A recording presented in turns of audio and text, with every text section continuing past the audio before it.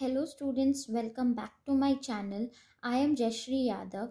So last class में हमने double column cash book revise करी थी. इस क्लास में हम डेप्रिसिएशन रिवाइज करेंगे.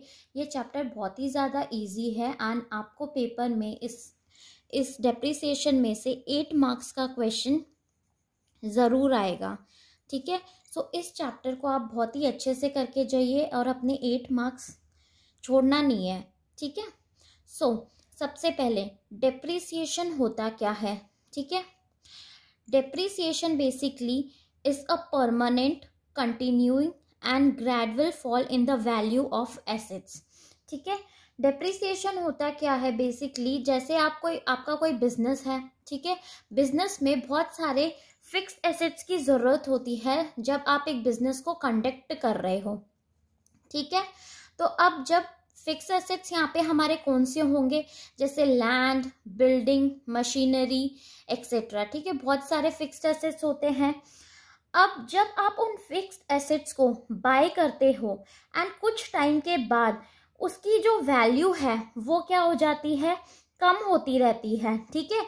जब आप एक टाइम पे आपने मान लो कि कोई मशीन खरीदी है. ठीक है. आपने एक मशीन को परचेस किया है. कुछ टाइम बाद अगर आप उसको मार्केट में सेल करोगे, ठीक है, तो क्या वो उतनी ही वैल्यू में जाएगी. मान लो आपने 1 लाख की मशीन खरीदी है. ठीक है. जब आप उसको सेल करोगे, ठीक है, उसकी सेल करोगे तो क्या वो 1 लाख में ही हमारी बिकेगी? नहीं ना, कम में बिकेगी. राइट. तो जो वैल्यू, ठीक है, जो उसकी जो रिड्यूस वैल्यू होती है, ठीक है, वो रिड्यूस क्यों होती है उसकी वैल्यू, क्योंकि हम उस मशीन का लगातार इस्तेमाल करते रहते हैं. ठीक है. तो उसकी क्या है, उसकी वैल्यू कम हो जाती है. जब हम किसी भी चीज़ का, किसी भी एसेट का यूज़ करते हैं, ठीक है, उसकी रिपेयर भी करानी पड़ेगी, वो गिरेगा, टूटेगा, फूटेगा. ठीक है. तो इसीलिए वो उतनी ही वैल्यू नहीं रहती है, उसकी रिड्यूस वैल्यू हो जाती है. ठीक है. अगर आप मान लो कोई फ़ोन, जैसे कि आप अपना फ़ोन लेके आते हो. ठीक है. अब आप उस फ़ोन को कंटिन्यू इस्तेमाल करते हो. ठीक है. तो क्या मान लो कि उसको लाए हुए अभी 6 महीने ही हुए हैं, लेकिन वो उतने ही दाम में नहीं जाएगा. उसकी जो रेट है, ठीक है, वो कम हो जाएगी, रिड्यूस हो जाएगी वैल्यू. ठीक है. उसी को हम डेप्रिसिएशन बोलते हैं. जब हमारी वैल्यू में, ठीक है, जो हमारी वैल्यू है वो फॉल हो जाती है, उसी को हम बोलते हैं डेप्रिसिएशन. ठीक है. डेप्रिसिएशन इज अ परमानेंट, ये हमारा परमानेंट होता है, चलता रहता है. Fall in the value of assets. ठीक है. उसके बाद इसके हमारे पास मेथड्स हैं. मेथड ऑफ डेप्रिसिएशन 2 मेथड है जो कि आपको क्लास 11th में पढ़ने हैं. Straight line method and WDV, return down value method. ठीक है. तो इस क्लास में हम स्ट्रेट लाइन मेथड करेंगे एंड इससे रिलेटेड एक क्वेश्चन देखेंगे. नेक्स्ट क्लास में हम WV मेथड करेंगे. ठीक है. स्ट्रेट लाइन मेथड को आप original cost method, fixed instalment method भी बोलते हैं. अगर पेपर में स्ट्रेट लाइन मेथड नहीं आए या ओरिजिनल कॉस्ट मेथड या फिक्स्ड इंस्टॉलमेंट मेथड आ जाता है तो फिर घबराने की ज़रूरत नहीं है, वो हमारा SLM ही होता है. ठीक है. कहीं आप सोचो कि यार ये तो हमने पढ़ा ही नहीं, ये कहाँ से आ गए. ठीक है. तो हम इन्हीं को, SLM को ही original cost method and fixed instalment method बोलते हैं. अब भाई ये देखो कि SLM हमारा होता क्या है, बहुत ही इजी है. ठीक है. SLM बेसिकली हमारा जो हमारी, ठीक है, इस मेथड में बेसिकली हमारा क्या होता है, जो डेप्रिसिएशन हम चार्ज करते हैं, ठीक है, वो एक फिक्स्ड परसेंटेज आपको क्वेश्चन में दिया होगा, उस पे ही हम जो हमें फिक्स्ड परसेंटेज दिया है उसको हम ओरिजिनल कॉस्ट जो हमारी एसेट की है उस पे हम निकालते हैं. हर साल आपका वही जो डेप्रिसिएशन है वो ही चलेगा. ठीक है. आपको हमेशा हर साल आपको ओरिजिनल कॉस्ट, जो एसेट की ओरिजिनल कॉस्ट दी होगी, उसी पे आपको निकालना है. मान लो कि अगर आपको क्वेश्चन में, सपोज आपको क्वेश्चन में डेप्रिसिएशन रेट नहीं दिया, तो उस केस में आपको फॉर्मूला लगा के निकालना पड़ेगा. ठीक है. तो इसका फॉर्मूला होता है हमारा, अगर आप ईयरली डेप्रिसिएशन निकालने का, ठीक है। ईयरली डेप्रिसिएशन निकालने का हमारा फॉर्मूला होता है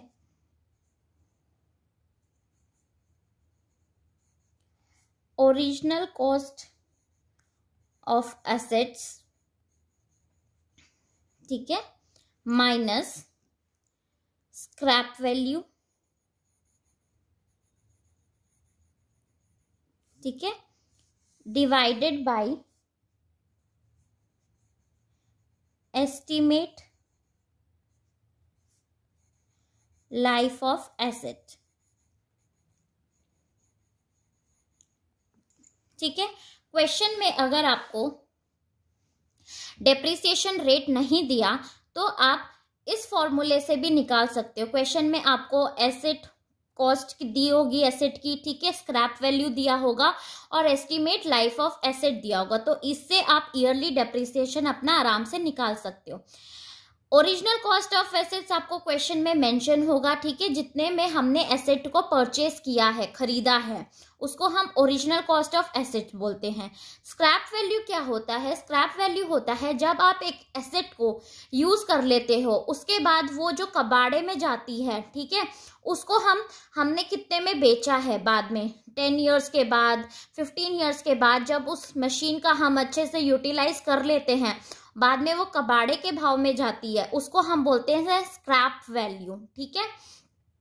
एस्टिमेट लाइफ ऑफ एसेट कि आप एक अंदाजा लगाते हो कि आपने कोई मशीन खरीदी है तो वो कितने साल तक चलेगी, 10 ईयर्स तक, 20 तक, 15 तक, ठीक है, उसको हम बोलते हैं एस्टिमेट लाइफ ऑफ एसेट्स, ठीक है। इसके बाद अगर आपको रेट निकालना है, ठीक है, रेट ऑफ डेप्रिसिएशन, तो उसका भी फॉर्मूला आप याद रखना, रेट ऑफ डेप्रिसिएशन, ठीक है, अमाउंट ऑफ डेप्रिसिएशन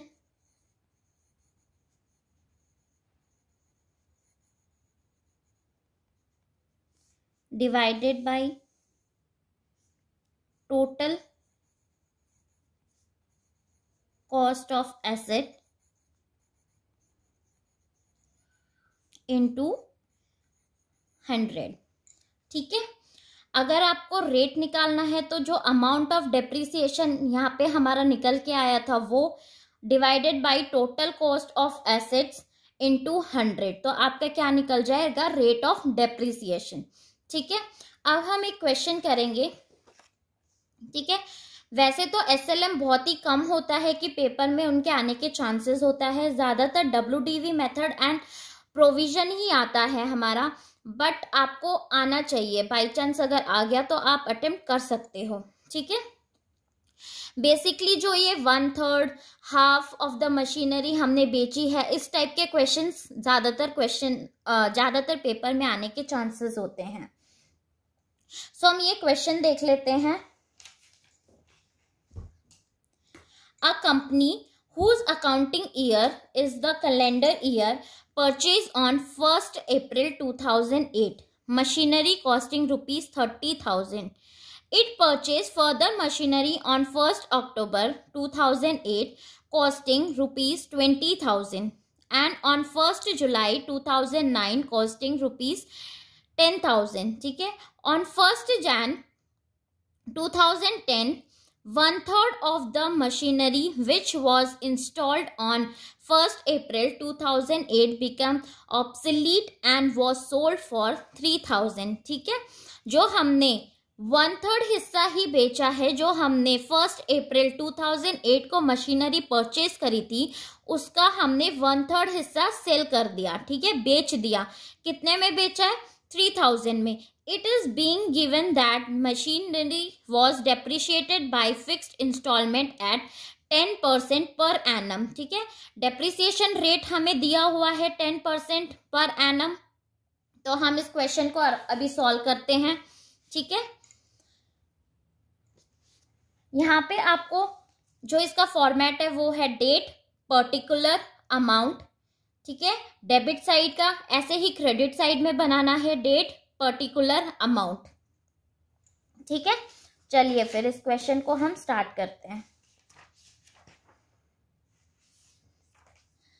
ठीक है, सबसे पहले तो हमने मशीनरी परचेज करी है। A company whose accounting year is calendar year.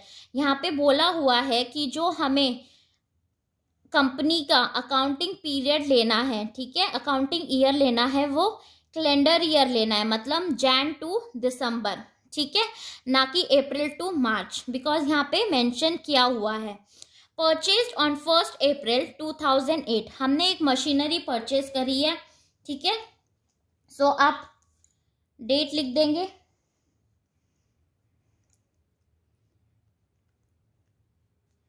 1 अप्रैल 2008, ठीक है, टू बैंक अकाउंट, ठीक है। अब देखो हमने जो मशीनरी परचेज करी है वो कितने की करी थी, 30,000 की हमने मशीनरी परचेज करी है, ठीक है। पहले पूरा क्वेश्चन पढ़ लेना आप लोग, बाद में देखो कि हमने 1/3 हिस्सा बेच दिया, ठीक है। तो हम क्या करेंगे, क्वेश्चन को इजी करने के लिए हम इसको 2 पार्ट्स में डिवाइड कर लेंगे। 30,000 का हम 1/3 निकाल लेंगे, ठीक है, उसको हम बोलेंगे मशीन 1, ठीक है। 30,000 का 1/3 हमारा निकल के आएगा 10,000, ठीक है, और M2 हमारे कितने निकल के आएगी 20,000, ठीक है। तो इसका टोटल हमारे यहाँ पे आ जाएगा, अमाउंट में हम लिख देंगे 30,000, ठीक है। उसके बाद it purchased further machinery on 1 अक्टूबर 2008, इसने एक और मशीनरी खरीदी है जो कॉस्ट है 20,000 की, ठीक है। तो हम फिर से यहाँ पे लिख देंगे ऑन 1 अक्टूबर, ठीक है, टू बैंक अकाउंट, ठीक है। अब ये मशीन को नाम दे देंगे हम मशीन 3, ठीक है। ये ध्यान रखना, आप नंबर कर लीजिए मशीन 1 2 3, नहीं तो आप लोग कंफ्यूज हो जाओगे, ठीक है। मशीन 3 हमने खरीदी है 20,000 की, ठीक है। अब हम इन पे डेप्रिसिएशन लगा देंगे। डेप्रिसिएशन रेट आपको बोला गया है कि 10% दिया गया है, ठीक है। तो डेप्रिसिएशन रेट लगा देंगे हम 31 दिसंबर 2008, ठीक है, बाय डेप्रिसिएशन,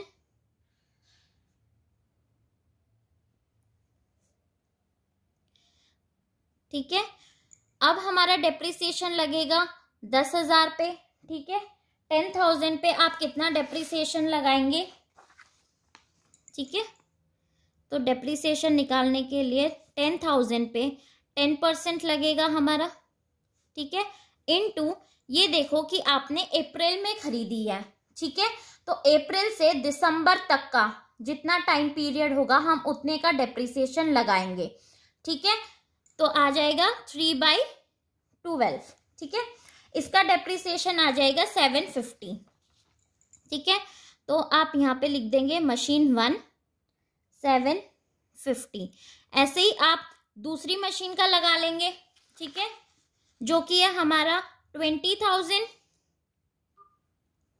ठीक है, इंटू 10% इंटू 3/12, इसका आ जाएगा 1500, ठीक है।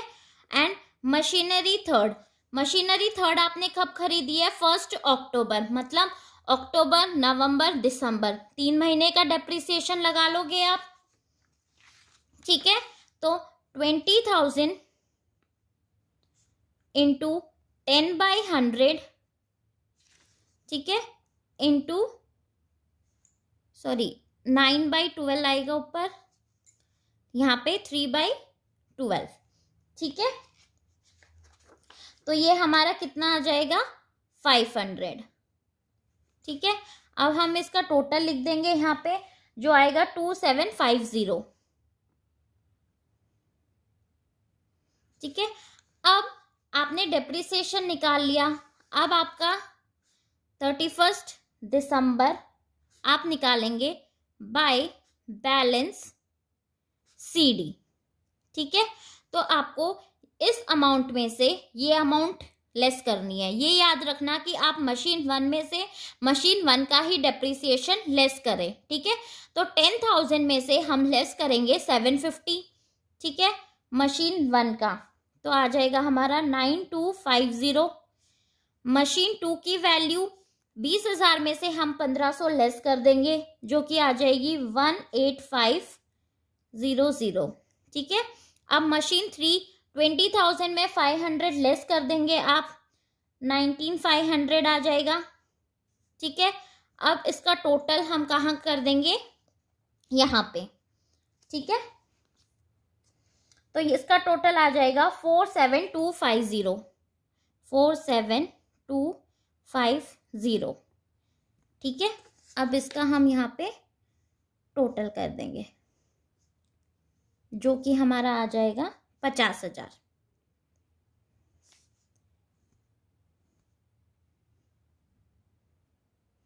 ठीक है, आई होप आपको समझ में आ रहा होगा। इसके बाद जो हमारा यहाँ पे बैलेंस CD निकल के आया था, वो नेक्स्ट ईयर के लिए हमारा बैलेंस BD हो जाएगा। ठीक है, तो हमारा 2008 था, यहाँ पे 2009 हो जाएगा। ठीक है, 1 Jan by balance BD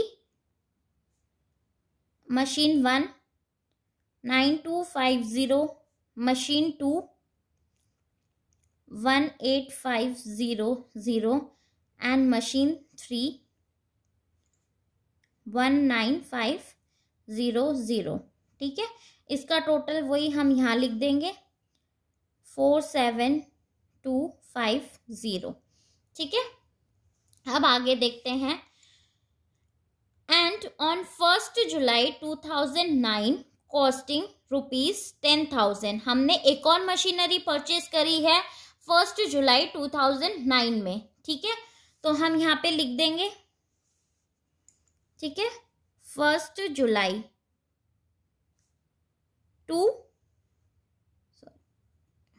to balance to bank account. ठीक है, M4। ठीक है, कितने की खरीदी हमने, 10,000 की। ठीक है, अब हम इन पे डेप्रिसिएशन लगाएंगे भाई। यहाँ पे डेप्रिसिएशन चार्ज करेंगे 1 दिसंबर 2009। ठीक है, सो बाय डेप्रिसिएशन अकाउंट। ठीक है, सो मशीन 1 पे हम डेप्रिसिएशन लगाएंगे। ये याद रखना है कि जो हम SLM मेथड कर रहे हैं उस पे हम ओरिजिनल कॉस्ट पे ही डेप्रिसिएशन लगाएंगे। मतलब हम 1 लाख पे 10,000, 20,000 एंड 20,000। ठीक है, हम जो ओरिजिनल कॉस्ट है मशीन की हम उन्हीं पे डेप्रिसिएशन लगाएंगे। ठीक है, सो इस साल हम पूरा डेप्रिसिएशन लगाएंगे भाई 1 Jan to 31 दिसंबर। पहली मशीन, दूसरी मशीन एंड तीसरी मशीन, तीनों मशीन पे क्या है पूरे साल का। ठीक है, डेप्रिसिएशन लगेगा। तो एक फर्स्ट मशीन पे हमारा लग जाएगा 1,000, मशीन 2 पे 2,000, मशीन 3 पे 2,000। ठीक है, अब हम मशीन 4 का देख लेते हैं। मशीन 4 हमने खरीदी है जुलाई में। ठीक है, तो 10,000 का हम निकाल लेंगे डेप्रिसिएशन। ठीक है, कैसे निकालेंगे, 10,000 इंटू 10/100। ठीक है, जुलाई टू दिसंबर 6 मंथ्स हो गए हमारे। ठीक है, 6/12। ठीक है, आपके आ जाएंगे 500। ठीक है, अब आपको पता चल गया होगा कि डेप्रिसिएशन हम कैसे निकालते हैं। ठीक है, अब इसका हम टोटल कर देंगे, जो कि हमारा टोटल आएगा 5500, 5500। ठीक है, अब हम इसका बैलेंस निकाल लेंगे। ठीक है, सो यहाँ पे हम करेंगे 31 दिसंबर बाय बैलेंस CD। ठीक है, मशीन 1 का हम बैलेंस निकाल लेंगे। 9250 में से आप 1000 लेस कर देंगे, जो कि आपका आ जाएगा 8250। मशीन 2 18500 में से आप 2000 लेस कर देंगे, ठीक है, 16500। मशीन 3 का 19500 में से आप 2000 लेस कर देंगे, ठीक है, तो आपकी आ जाएगी 17500। एंड मशीन 4 जो कि है 10000 में से आप 500 लेस कर देंगे, 9500, ठीक है। तो आप इसका टोटल कर देंगे, आपका टोटल आएगा 51750, 51750, ठीक है। अब आप टोटल कर दीजिए, तो टोटल आ जाएगा 57250, ठीक है। यहाँ पे क्लोज कर दो।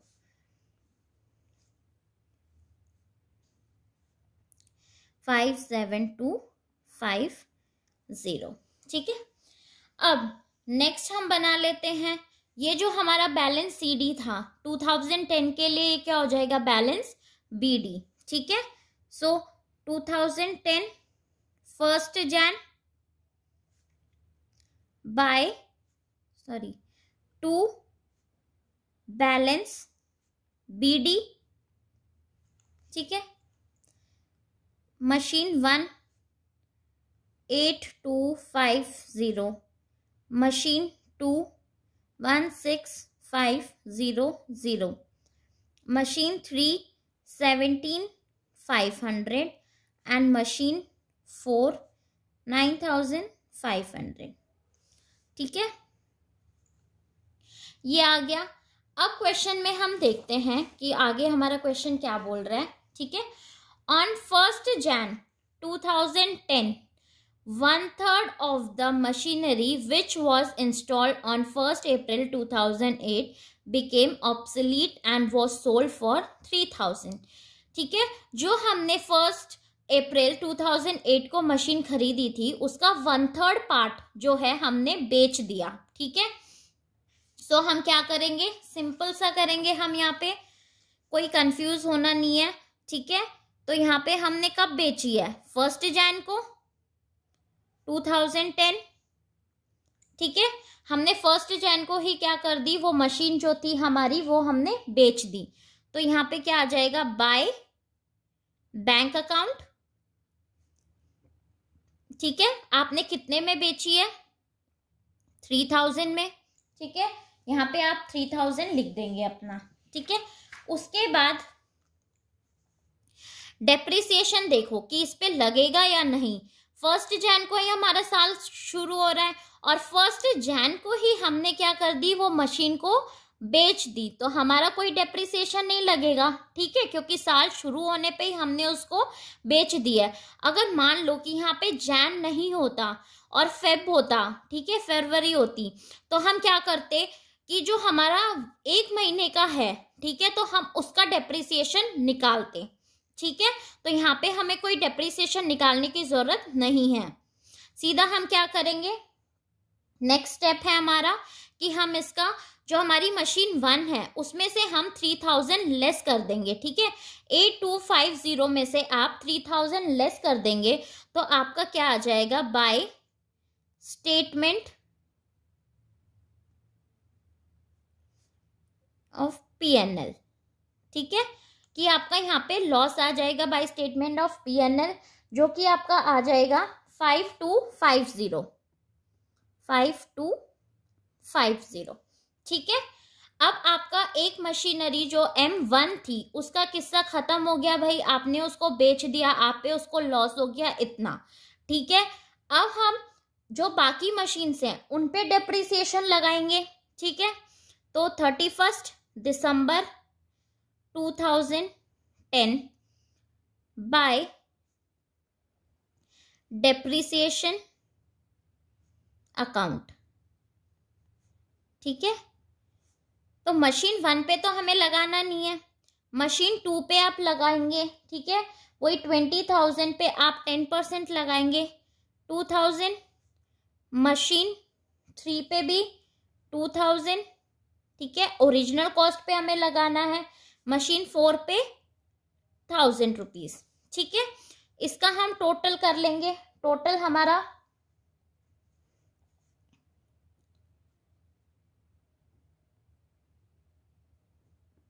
ठीक है 5000 आ गया। देन बाय बैलेंस CD हम निकाल लेंगे 31 दिसंबर, ठीक है। बाय बैलेंस CD मशीन 2 में से 16,500 में से आप 20,000 लेस कर देंगे, ठीक है। तो मशीन 2 का हमारा आ जाएगा 14,500। मशीन 3 की वैल्यू आ जाएगी हमारी 15,500। मशीन 4 की आ जाएगी 8,500, ठीक है। इसका हम टोटल कर लेंगे। टोटल आ जाएगा 3,8,500, ठीक है। अब हम इसका लास्ट में टोटल निकाल लेंगे जो कि है 5,17,500, ठीक है। यहाँ पे भी आप लिख देंगे अमाउंट अपनी 5,17,500, ठीक है।